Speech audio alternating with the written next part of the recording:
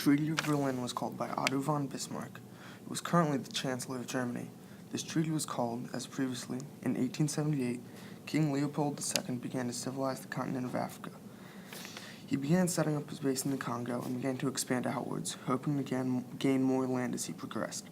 However, French spies quickly discovered out his plans, and they quickly began attempting to gather as much resources as they could out of Africa. Shortly after, other countries began to follow suit, slowly gathering more and more territory throughout of Africa. However, the rest of Africa was worried that Germany would get most of the land in Africa, and tensions began to rise. Looking to avoid any wars, Germany called the treaty. This treaty stated a multitude of things.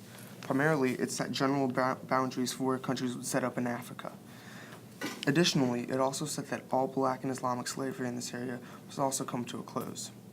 However, to have claim to land in Africa, you must either have a treaty with the ruler of the land you're residing on, or have your flag flying on the ground. Another thing that was also defined in this treaty was which countries were allowed to participate in the colonization of Africa. These countries were Germany, Britain, France, and Belgium, as well as a few others. Because of the relatively undefined borders, these countries began scrambling to take a claim to the territory in Africa.